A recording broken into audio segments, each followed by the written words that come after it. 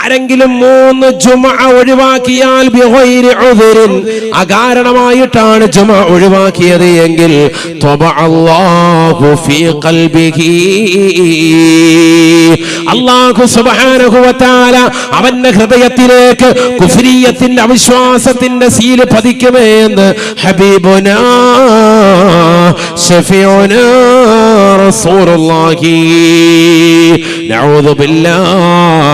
അല്ലാഹുവേ ഞങ്ങളെ നീ കാക്കണേ അല്ലാഹ്, നീ കാത്ത് സംരക്ഷിക്കണേ അല്ലാഹ്. എത്രയെത്ര ചെറുപ്പക്കാര് ഈ വിഭാഗത്തിൽ പെട്ടുപോയവരുണ്ട്, എത്രയോ കച്ചവടക്കാരുണ്ട്, എത്രയോ മുസ്ലിം സഹോദരങ്ങളുണ്ട്. പള്ളി തൊട്ടടുത്തുണ്ടായിട്ട് പോലും ജുമുഅയ്ക്ക് പോലും വരാത്ത ആളുകളില്ലേ. മൻ തറക സലാസ ജുമുഅൻ ബിഗൈരി ഉദ്രിൻ തബഅല്ലാഹു ഫീ ഖൽബിഹി. യാതൊരുവിധ കാരണവുമില്ലാതെ, ഒരു കാരണവുമില്ലാതെ ജുമുഅ ഒഴിവാക്കുന്നവരെ പഠിച്ചു വെക്കണേ ചെറുപ്പക്കാരാ, പഠിച്ചു വെക്കണേ രക്ഷിതാക്കളെ. പെങ്ങളെ നിന്റെ പ്രിയപ്പെട്ടതാകുന്ന ഭർത്താവിന്, നിന്റെ പ്രിയപ്പെട്ട ഉപ്പയെ, മക്കളെ നീ പള്ളിയിലേക്ക് പറഞ്ഞു വിടണേ. 3 ജുമുഅ അകാരണമായി ഒഴിവാക്കിയാൽ കുഫ്രിയത്തിന്റെ സീല് പതിക്കുമെന്ന് ഹബീബുനാ റസൂലുള്ളാഹി സ്വല്ലല്ലാഹു അലൈഹി വസല്ലം. ചെറിയ കാര്യമല്ല. നിസ്കാരം ചിട്ട വെക്കണം. നമ്മൾ പിറകോട്ട് പോയില്ലേ? ഇന്നത്തെ ഒരു ദിവസം തന്നെ എടുത്തു നോക്കി, എത്ര പേര് സുബഹിക്ക് നമ്മുടെ ജമാഅത്തിൽ പള്ളിയിലുണ്ടായിരുന്നു? ളുഹറിനുണ്ടായിരുന്നു, അസറിനുണ്ടായിരുന്നു, മഗ്രിബിനുണ്ടായിരുന്നു, ഇശാഇനുണ്ടായിരുന്നു. ചിന്തിക്കുന്നു, ഇന്നത്തെ ഒരു ദിവസം. ഒരു കാര്യമില്ല. വീട്ടിൽ തന്നെ ഇരിക്കുന്ന എത്രയോ ആളുകളുണ്ട്. ഒരു കാര്യമില്ല. ടൗണിൽ അവിടെ ഇവിടെയൊക്കെ ഇരിക്കുന്ന ആളുകളുണ്ട്. ജമാഅത്ത് ശ്രദ്ധിക്കുന്നില്ല. മുഅ്മിനായ മനുഷ്യനും കാഫിറിനും ഇടയിലുള്ളതാകുന്ന വ്യത്യാസം നിസ്കാരമാണ്. സയ്യിദുനാ റസൂലുള്ളാഹി, വേറെ ഒരു വ്യത്യാസവും ഇല്ല. ഇവർക്ക് 2 പേർക്കും ഇടയിലുള്ള ഐഡന്റിറ്റി അത് നിസ്കാരമാണ്. നിസ്കരിക്കുന്നവൻ മുഅ്മിൻ, അല്ലാത്തവൻ അവിശ്വാസിയാണ്, മുനാഫിക്കാണ്. അവിടെ വിശ്വാസിയാണ്, അതിൽ യാതൊരുവിധ തർക്കവും ഇല്ല. ജുമുഅ ജമാഅത്തുകൾക്ക് പിന്തുന്നവരെ ഞങ്ങൾ മുനാഫിക്കായി എണ്ണിയിരുന്നു. സ്വഹാബത്ത് പറയാണ്, മഅലൂമുൻ നിഫാഖാണവൻ, കാപട്യം അറിയപ്പെട്ട വ്യക്തിത്വമാണ്. നിസ്കാരം ഉപേക്ഷിച്ചുകൊണ്ട് വീടുകളിൽ ഇരിക്കുന്ന ആളുകൾ, ജമാഅത്തിന് വരാത്ത വ്യക്തികളെ ഞങ്ങൾ മുനാഫിക്കായി എണ്ണിയിരുന്നു എന്ന് സ്വഹാബത്ത് പറയാണ്. നഊദു ബില്ലാഹ്. നിസ്കരിക്കാത്തവരെ അല്ല, നിസ്കരിക്കുമായിരിക്കും, പക്ഷെ പള്ളിയിൽ വരുന്നില്ല, ജമാഅത്തിന് വരത്തില്ല. അങ്ങനത്തെ ആളുകളെ ഞങ്ങൾ മുനാഫിക്കായി എണ്ണിയിരുന്നു എന്ന് സ്വഹാബത്ത്. നഊദു ബില്ലാഹ്. അല്ലാഹു നമ്മളെ കാക്കട്ടെ. നമുക്കൊരു വിഷമം വരുമ്പോ, ഒരു പ്രയാസം വരുമ്പോ, ഒരു ദുഃഖം വരുമ്പോ നമ്മളത് ചെന്ന് പറയേണ്ട ഇടം അത് പള്ളിയാണ്.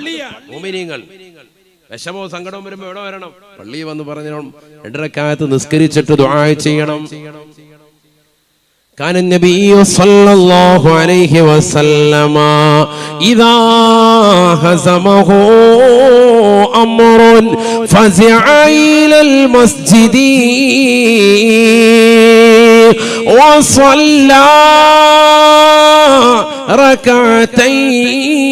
റകഅതൈൻ.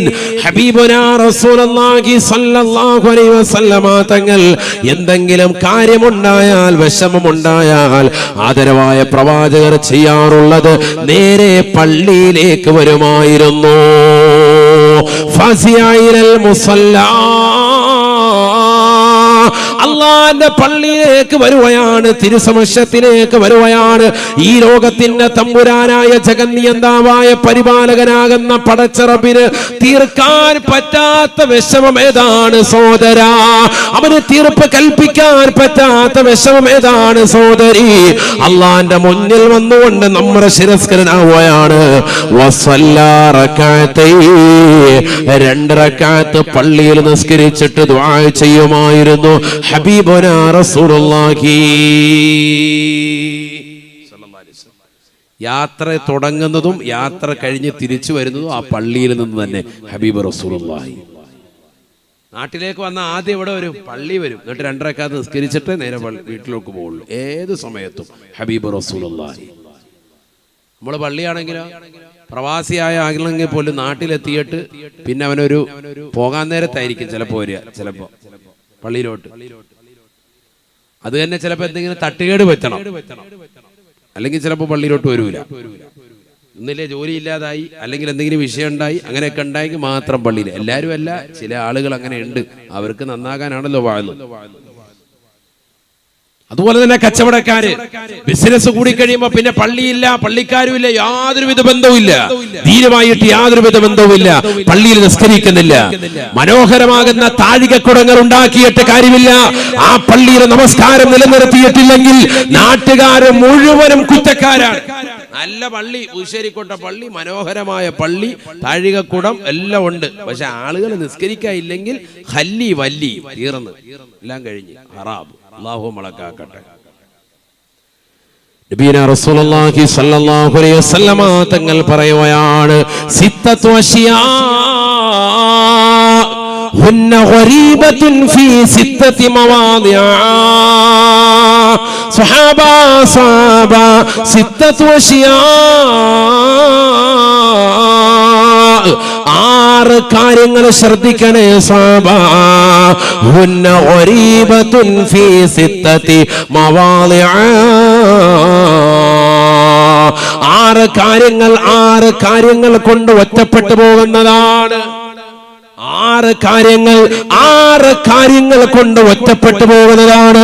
അത് ശ്രദ്ധിക്കണേ എന്ന് ഹബീബുനാ ശഫീഉനാ റസൂലുള്ളാഹി 6 കാര്യങ്ങൾ എന്ന് പറഞ്ഞിട്ട് ആദരവായ പ്രവാചകൻ ആദ്യമായി പറയുകയാണ്, അൽ മസ്ജിദു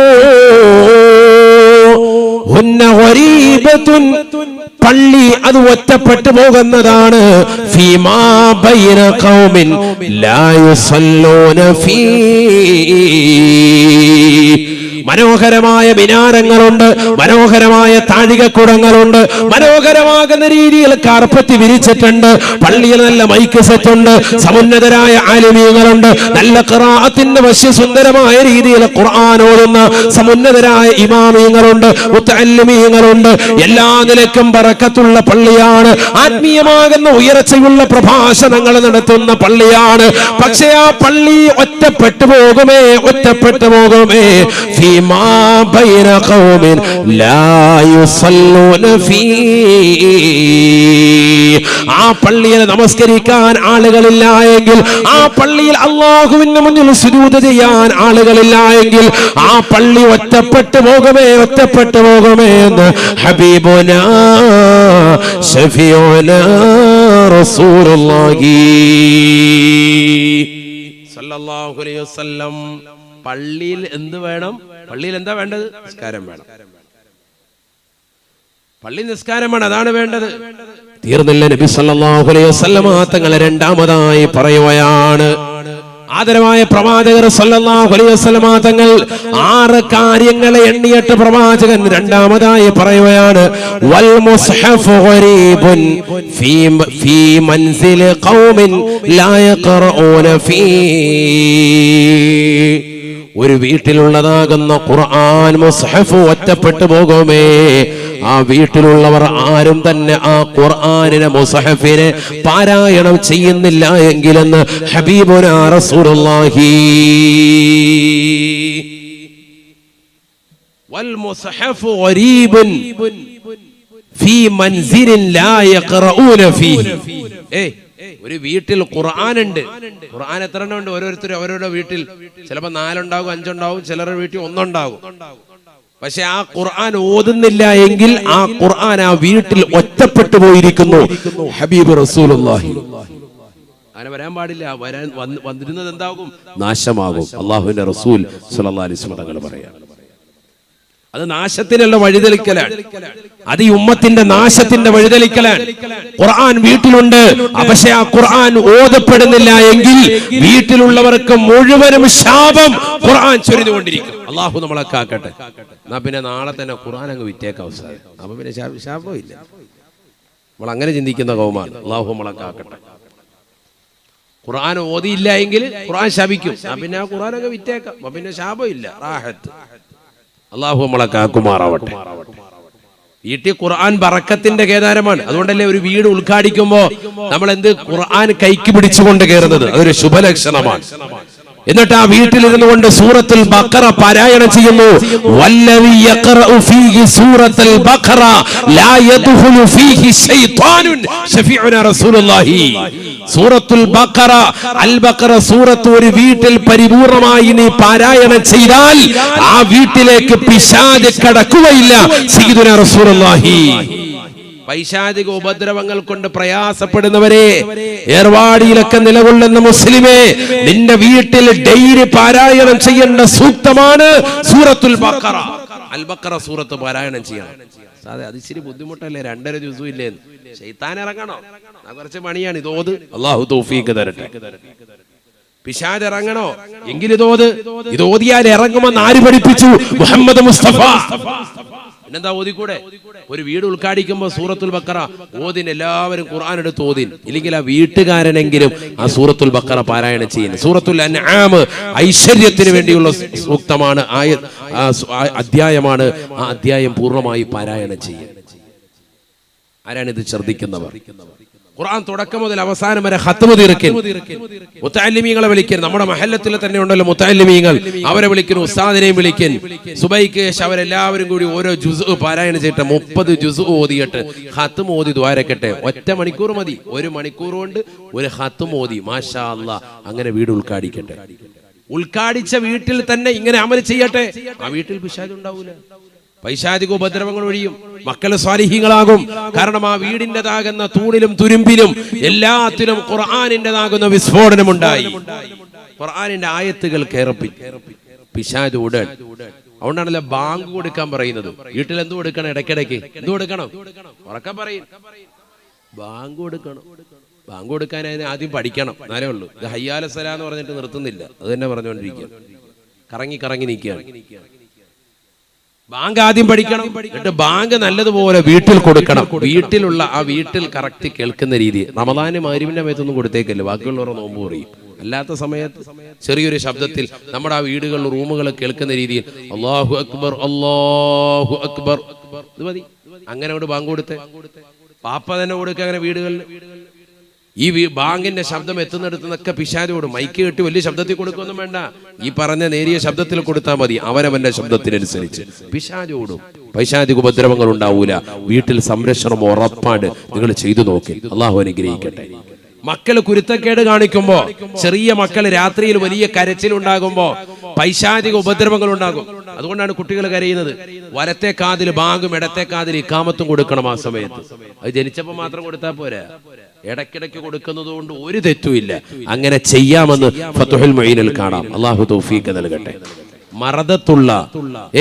മറദത്തുമിനൽ ജിന്ന്, കുരുത്തക്കേടുള്ളതാകുന്ന പിശാദിന്റെ ഉപദ്രവങ്ങൾ കുട്ടികൾ കേൾക്കാതിരിക്കാൻ ഇടയ്ക്കിടയ്ക്ക് എന്ത് ചെയ്യാ? വലത്തെ കാതിൽ ബാങ്കും ഇടത്തെ കാതിൽ ഇഖാമത്തും അങ്ങനെ കൊടുത്തു നോക്കിയ കുട്ടി നല്ല ശാന്ത സുന്ദരമായി ഉറങ്ങുന്നതായി കാണാം. എന്തുകൊണ്ട്? അള്ളാഹുവിന്റെ നാമം ഉച്ചരിച്ചപ്പോ, ഖുർആൻ ഓതിയപ്പോ പിശാചിന്റെ ഉപദ്രവങ്ങളിൽ നിന്ന് സംരക്ഷണം നൽകപ്പെടുകയാണ്. അള്ളാഹു തൗഫീഖ് നൽകട്ടെ. അതാണ് റസൂലുള്ളാഹി സ്വല്ലല്ലാഹു അലൈഹി വസല്ലമ തങ്ങൾ പറയുകയാണ്, വൽ ഖുർആനു ഗരീബുൻ, ഖുർആൻ ഒറ്റപ്പെട്ടു പോകുമേ, ഖുർആൻ ഒറ്റപ്പെട്ടു പോകുമേ, ഫീ ഖൽബി റജുലിൻ ഫാസിഖിൻ, കാപട്യമുള്ളതാകുന്ന ഒരു വ്യക്തിയുടെ ഹൃദയത്തിലാണ് ഖുർആൻ നൽകപ്പെട്ടത് എങ്കിൽ ആ ഖുർആനും ഒറ്റപ്പെട്ടു പോയി എന്ന് ഹബീബുനാ റസൂലുള്ളാഹി സല്ലല്ലാഹു അലൈഹി വസല്ലം. 6 കാര്യങ്ങൾ കൊണ്ട് ഒറ്റപ്പെട്ടു പോകും. 6 സ്ഥലങ്ങളിൽ. അതിൽ ഒന്നാണെന്ത് പറഞ്ഞത്? പള്ളികൾ. ആ പള്ളികളിൽ ജനങ്ങൾ നിസ്കരിക്കാൻ വന്നില്ല എങ്കിൽ പള്ളി ഒറ്റപ്പെട്ടു പോകും. 2 മുസഹഫാണ്. ഒരു വീട്ടിൽ ഒരു മുസഹഫുണ്ട്, പക്ഷെ അത് ഓതാൻ ആരുമില്ല എങ്കിൽ ആ വീട്ടിൽ ആ മുസഹഫ് ഒറ്റപ്പെട്ടു പോയി ഹബീബ് റസൂലുള്ളാഹി. 3 ഖുർആനാണ്. കാപട്യമുള്ള മനുഷ്യന്റെ ഹൃദയത്തിൽ ഖുർആൻ നൽകി. ചിലര് ഹാഫിളായി, പക്ഷെ അവൻ തെമ്മാടിയാണ്. ആ തെമ്മാടിയുടെ ഹൃദയത്തിൽ ഖുർആൻ ഇരിക്കെ എന്ത് കാര്യം? ആ ഖുർആൻ ഒറ്റപ്പെട്ടു പോയി. അതുകൊണ്ട് ഒരു പ്രയോജനം ആർക്കും ഇല്ല. ഇവനെ ഓതുന്നുമില്ല, ഒരാളെ ഇട്ട് ഓദിക്കുന്നുമില്ല. ഇവനിങ്ങനെ സിനിമ കണ്ടും സീരിയൽ കണ്ടും ഹറാമ് ദർശിച്ചോട്ടൊക്കെ ഇങ്ങനെ നടക്കാൻ. അല്ലെ, ചില മക്കൾ നമ്മൾ കണ്ടിട്ടില്ലേ, ഓതാൻ പറ്റിയിട്ടുണ്ട്, ഹിഫ്ള് കുറച്ചായി അല്ലെങ്കിൽ ഹിഫ്ള് പൂർത്തിയായിട്ട് ഹാഫിളാണ്, പക്ഷെ അവനറിയാത്ത സിനിമാ പാട്ടൊന്നുമില്ല, എല്ലാം പാടിക്കൊണ്ട് നടക്കുക. പുതിയ ലേറ്റസ്റ്റ് പടം ഇറങ്ങിയത് വരെ അവനറിയാം. KGF 2 കണ്ട് 3 കാത്തിരിക്കുക. എന്ത് വേണോന്ന് ചോദിക്കുന്നത്. അങ്ങനത്തെ ടീമുകളുണ്ട്. അതാണ് പറഞ്ഞത് വൽ ഖുർആനു ഗരീബുൻ ഫീ ഖൽബി റജുലിൻ ഫാസിഖിൻ. കാപട്യമുള്ളവന്റെ ഹൃദയത്തിൽ ഖുർആൻ ഒറ്റപ്പെട്ടു പോകുമെന്ന് ഹബീബ് റസൂലുള്ളാഹി. തീർന്നില്ല. നബിയുനാ റസൂലുള്ളാഹി സ്വല്ലല്ലാഹു അലൈഹി വസല്ലം തങ്ങൾ പറയുകയാണ് വറജുലുൽ മുസ്ലിമു അൽ മുസ്ലിമു സാലിഹു ഗരീബുൻ ഫീ ബൈതി ഇംറഅത്തിൻ ദർദിഅത്തിൻ സയ്യിഅത്തിൽ ഖുൽഖി. മുസ്ലിമായ സാലിഹായ മനുഷ്യൻ ഒറ്റപ്പെട്ടു പോകും. ഒരു പെണ്ണാണ്, പക്ഷേ ആ പെണ്ണിന്റെ വീട്ടിൽ അഥവാ അവൻ വിവാഹം ചെയ്തതാകുന്ന പെണ്ണ് മോശപ്പെട്ട പെണ്ണാണ്, അവൾ ദീനീ ബോധമില്ലാത്ത പെണ്ണാണ് എങ്കിൽ ആ പുരുഷൻ അവളുടെ വീട്ടിൽ ഒറ്റപ്പെട്ടു പോയവനാണ് എന്ന് ഹബീബുനാ റസൂലുള്ളാഹി. ഭർത്താവ് നല്ല സാലിഹായ മനുഷ്യൻ, ഖുർആൻ ഓതും, നിസ്കരിക്കും, ഇബാദത്തുണ്ട്, പക്ഷെ ഭാര്യ നേരെ തലതിരിവ് എങ്കിൽ ആ വീട്ടിൽ ആ പാവപ്പെട്ടവൻ ഒറ്റപ്പെട്ടു പോയി. ഹബീബ് റസൂലുള്ളാഹി 5 നബിതങ്ങൾ നേരെ തിരിച്ചു പറഞ്ഞു വൽ മർഅത്തു സ്വാലിഹത്തു ഗരീബത്തുൻ ഫീ ബൈത്തി റജുലിൻ ഫാസിഖിൻ റദീഉൽ ഖുൽഖ്. മോശപ്പെട്ട സ്വഭാവ വൈകല്യമുള്ളതാകുന്ന കള്ളുകുടിക്കുന്ന ഒരു മ്ലേച്ഛനായ മനുഷ്യന്റെ കീഴിൽ നിലകൊള്ളുന്ന ഒരു സാലിഹത്തായ മുസ്ലിമത്തായ പെണ്ണ് അവളും ഒറ്റപ്പെട്ടു പോയി. അങ്ങനെ എത്രയോ ഉദാഹരണങ്ങൾ, എത്രയോ സഹോദരിമാർ ദുആ വസിയത്ത് ഇപ്പോഴും ഈ വിനീതരോടും ഉസ്താദുമാരോടും ഒക്കെ നടത്തുന്നത് തന്നെയാണ്. സാധേ ഭർത്താവ് കള്ളുകുടിക്കുന്നു, ഭർത്താവ് മോശമായ രീതിയിലുള്ള ചാറ്റിംഗ് നടത്തുന്നു, പരസ്യമായി നടത്തുന്നു, പരസ്യമായി ഭാര്യയുടെ മുന്നിൽ വെച്ചുകൊണ്ട് തന്നെ വാട്സാപ്പിലൂടെ അന്യ പെണ്ണുമായിട്ട് വീഡിയോ കോളുകൾ ചെയ്യുന്ന ഭർത്താക്കന്മാർ ഹറാമായ വീഡിയോകൾ ദർശിക്കുകയും അത് കാണുകയും സ്വന്തം ഭാര്യയെ കാണിക്കുകയും ഈ രീതിയിലുള്ള വീഴ്ചകൾക്ക് നീ തയ്യാറാകണമെന്ന് പറഞ്ഞ് നിർബന്ധിക്കുന്ന ചെറുപ്പക്കാരായ ഭർത്താക്കന്മാർ. അങ്ങനെ എത്രയോ കംപ്ലൈന്റ്. നഊദു ബില്ലാഹ്, അല്ലാഹു നമ്മളെ കാക്കട്ടെ. വ്യത്യസ്ത മോഡലുകളൊക്കെ കാണിച്ചിട്ട് കണ്ട, വാച്ചാത്തീറ മോഡൽ കണ്ട, ഇതേപോലെയാണ് ഇന്നത്തെ ദിവസം ചെയ്യേണ്ടത് എന്ന് പറഞ്ഞിട്ട് മോഡലുകൾ കാണിച്ചു കൊടുക്കുക. ദീനിയായ മതബോധമുള്ളതാകുന്ന പെണ്ണുങ്ങളെ അത്തരത്തിന്മേൽ നിർബന്ധിക്കുന്നതാകുന്ന ചെറുപ്പക്കാരായ കള്ളുകുടിയന്മാരാകുന്ന ഭർത്താക്കന്മാർ, അവരാ സാലിഹത്തായ പെണ്ണുങ്ങൾ അവരുടെ വീട്ടിൽ ഒറ്റപ്പെട്ടു പോയെന്ന് ഹബീബ് റസൂലുള്ളാഹി. 6 വൽ ആലിമു ഗരീബുൻ ഫീ ഖൗമിൻ ലാ യസ്തമിഊന ഇലൈഹി. ഒരു ആലിമും ഒറ്റപ്പെട്ടു പോയി ഒരു സമൂഹത്തിൽ. അദ്ദേഹം നല്ല അറിവുള്ള വ്യക്തിയാണ്, ഖുർആൻ വെച്ചുകൊണ്ട് അദ്ദേഹം ദീനീ ബോധം നൽകുന്നുണ്ട്, സമൂഹത്തെ സമുദ്ധരിക്കുന്നുണ്ട്. പക്ഷേ അദ്ദേഹത്തെ കേൾക്കാൻ ആളില്ല എങ്കിൽ ആ ആലിമും അവർക്കിടയിൽ ഒറ്റപ്പെട്ടു പോയി എന്ന് ഹബീബുനാ റസൂലുള്ളാഹി. ഈ 6 കാര്യങ്ങൾ നബിതങ്ങൾ ഇങ്ങനെ പറഞ്ഞിട്ട് അല്ലാഹുവിന്റെ റസൂൽ അവസാനമായി പറയുകയാണ്, ഈ 6 കാര്യങ്ങൾ ഒറ്റപ്പെട്ടു പോകുന്നതിന് നിങ്ങൾ ശ്രദ്ധിക്കണേ. എന്തുകൊണ്ടെന്നറിയുമോ?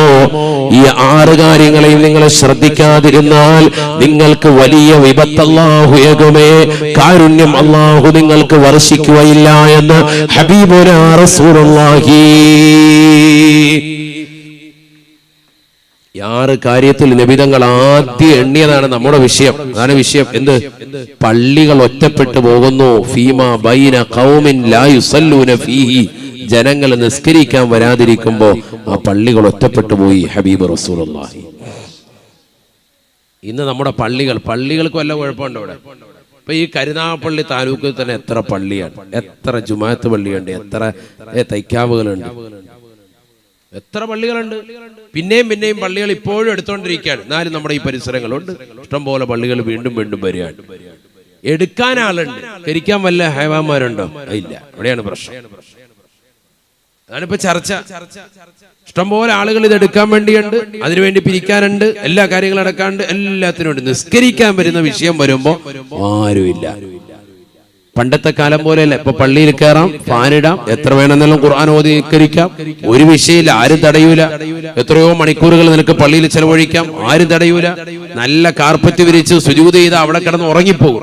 ആ രീതിക്കുള്ള നല്ല ഗൾഫിൽ നിന്ന് കൊണ്ടുവന്ന കാർപ്പറ്റ് വിരിച്ച മുസല്ല വിരിച്ചിട്ടുള്ളതാകുന്ന പള്ളികൾ, എയർ കണ്ടീഷൻ പള്ളികൾ, വീട്ടിൽ പോലും ഇല്ല AC, പള്ളിയിൽ നല്ല AC ഫിറ്റ് ചെയ്ത് വെച്ചിരിക്കാം, എല്ലാ സൗകര്യങ്ങളും ഉണ്ട്. ഓരോ കിലോമീറ്റർ ചുറ്റളവുകളും പള്ളികളുണ്ട്. പക്ഷെ നിസ്കരിക്കാൻ നമുക്ക് ചെല്ലാൻ മടി. ഇത് നമുക്ക് വലിയ വിപത്തുണ്ടാക്കും. അള്ളാഹു നമ്മളെ കാക്കട്ടെ. വലിയ വിപത്തുണ്ടാകും തീർച്ചയാണ്. നമ്മളിൽ എത്ര ആളുകൾ ഈ അടുത്തിടെ ഒരു 2 കൊല്ലം മുമ്പാന്ന് തോന്നുന്നു, നമ്മള് കൊട്ടുകാട് ഒരു വ്യക്തി എല്ലാ ദിവസവും പള്ളിയിൽ 5 വഖത്ത് നിസ്കാരത്തിന് വരുന്ന ഒരു വ്യക്തി മരണപ്പെട്ടു പോയെന്ന് തോന്നുന്നു. അദ്ദേഹത്തിന്റെ ഒരു വാർത്തയുണ്ടായിരുന്നു. അദ്ദേഹം ഉണ്ടോ ഇപ്പൊ? മരണപ്പെട്ടില്ലേ? ഒരു ഉപ്പുപ്പ എല്ലാ ദിവസവും സുബൈക്ക് കറക്റ്റായിട്ട് സുബൈക്കും 5 വഖത്തും പള്ളിയിൽ വരികയും കൊട്ടുകാട് പള്ളിയിൽ വന്നുകൊണ്ട് നിസ്കരിക്കുകയൊക്കെ ചെയ്യുന്ന ഒരു പ്രായമായ ഒരു മനുഷ്യൻ, ഖുർആൻ ഖത്മുകൾ തീർക്കുന്ന ഒരു മനുഷ്യൻ, ഖുർആൻ ധാരാളം ഖത്മുകൾ തീർത്തിട്ടുള്ള മനുഷ്യൻ. അദ്ദേഹത്തെക്കുറിച്ച് ന്യൂസിൽ ഞാൻ വായിച്ചിട്ടുണ്ടായിരുന്നു. അങ്ങനെയുള്ള സാലിഹീങ്ങൾ പോലും നമ്മുടെ ഈ മണ്ണിലുണ്ടായിട്ടുണ്ട്. ഈ അടുത്തിടെയാണ് അവരൊക്കെ വിട പറഞ്ഞു പോയിട്ടുള്ളത്. ഇന്നുമുണ്ട് അത്തരത്തിലുള്ള സാലിഹീങ്ങൾ. പ്രായം ചെന്ന ഒരുപാട് ആളുകൾ അവരാ വടി കുത്തിപ്പിടിച്ചിട്ട് പള്ളിയിലേക്ക് വരാൻ അവർ കാണിക്കുന്നതാകുന്ന ഒരു താല്പര്യം, ഒരു ശുഷ്കാന്തി ഇന്നത്തെ തലമുറക്ക് നഷ്ടപ്പെട്ടു പോയി. നമ്മളൊരു ചെറിയ മഴ പെയ്യുമ്പോഴേക്ക് തിരിച്ചു കയറാൻ, മഴയൊന്നുമില്ലെങ്കിൽ പോലും പള്ളിയിലേക്ക് പോകാൻ നമ്മൾ തയ്യാറാവുന്നില്ല. എന്ത് പറ്റി നമുക്ക്? അള്ളാഹു നമ്മളെ കാക്കുമാറാവട്ടെ. നബിയനാ റസൂലുള്ളാഹി സ്വല്ലല്ലാഹു അലൈഹി വസല്ലം തങ്ങൾ പറയുകയാണ്, ഇസ്റാ മിഅ്റാജ് രാവിൽ അല്ലാഹു സുബ്ഹാനഹു വ തആല ഒരു വിഭാഗം ആളുകളെ എനിക്ക് കാണിച്ചു തന്നു. സഹാബാ റഅയ്തു ഖൗമാ തുറല്ലഹു റൂസഹും ബിസ്സഖരി കുല്ലമാ റുളിഖത ആദത് ഇലാ മാ ഹബീബുനാ റസൂലുള്ളാഹി സ്വല്ലല്ലാഹു അലൈഹി വസല്ലം തങ്ങൾ പറയുകയാണ്, റഅയ്തു ഖൗമാ റജബ് 27-ാം രാവിൽ, ഇസ്റാ മിഅ്റാജിന്റെ രാവിൽ ജിബ്രീൽ അലൈഹിസ്സലാം കയറി സ്വർഗ്ഗത്തിൻ്റെതാകുന്ന യാത്രകൾ എനിക്ക് കാണാൻ സാധിച്ചു. നരകത്തിൻ്റെതാകുന്ന കുണ്ടാരവും എനിക്ക് അദ്ദേഹം കാണിച്ചു തന്നു. സഹാബാ റഅയ്തു ഖൗമാ, അതിനിടയിലാണ് ഞാൻ ഒരു വിഭാഗം ആളുകളെ കാണുന്നത്.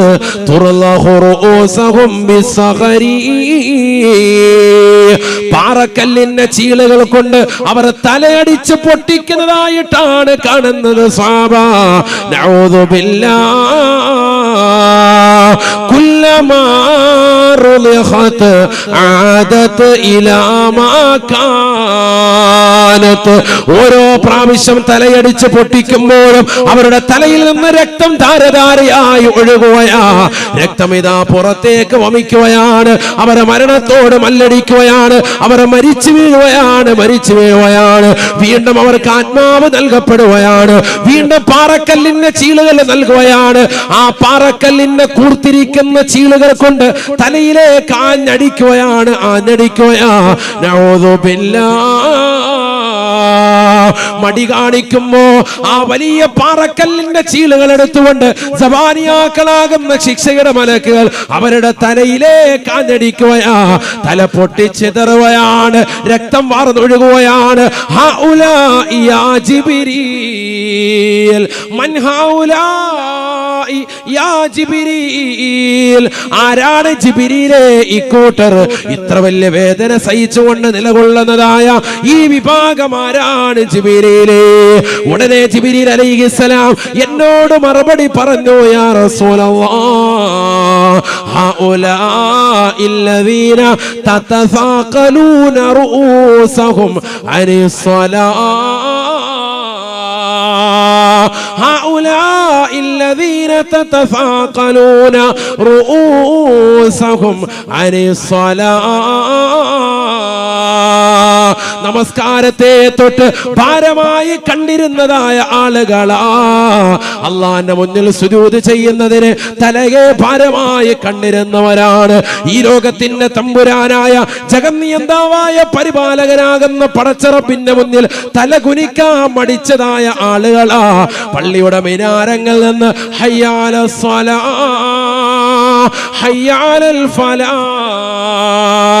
നമസ്കാരത്തിലേക്ക് വരൂ, വിജയത്തിലേക്ക് വരൂ എന്ന് വിളിക്കുമ്പോ ആ ബാങ്കിന് ഉത്തരം കൊടുക്കാതെ തിരിഞ്ഞു നിന്നതായ ആളുകളാ. കള്ളു കുടിച്ചുകൊണ്ട് നിലകൊണ്ടവരാണ്.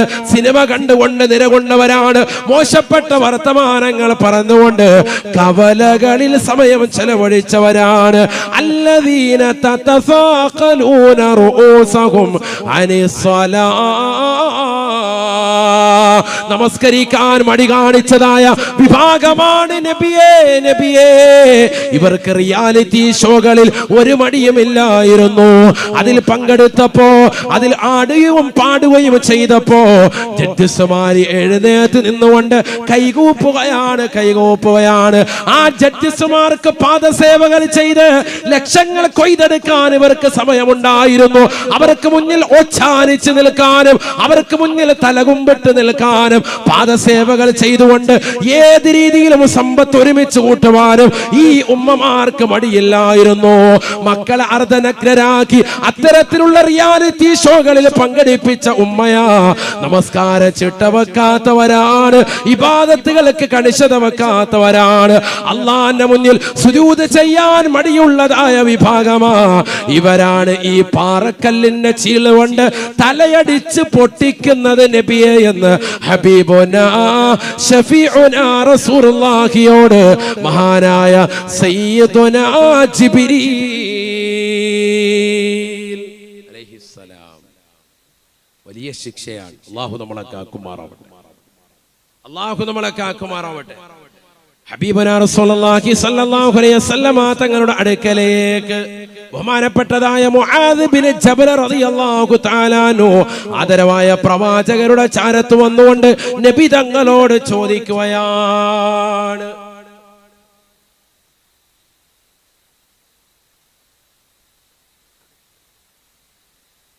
അല്ലാഹുവിന്റെ റസൂലേ റസൂലേ, നാളെ പടച്ച റബ്ബിന്റെ ദർബാറിലേക്ക് ജനങ്ങളെ അഫ്വാജ കൂട്ടം കൂട്ടമായി കൊണ്ടുവരുമെന്ന് പറഞ്ഞതിന്റെ മഅന എന്താണ്? നാളെ ആഖിറത്തിലേക്ക് പടച്ച റബ്ബിന്റെ ദർബാറിലേക്ക് ജനങ്ങളെ കൂട്ടം കൂട്ടമായി കൊണ്ടുവരുമെന്ന് പറഞ്ഞതിന്റെ മഅന എന്താണ്, അർത്ഥം എന്താണ് റസൂലേ? ആദരവായ പ്രവാചകർ സല്ലല്ലാഹു അലൈഹി വസല്ലമ തങ്ങൾ ഫബകാ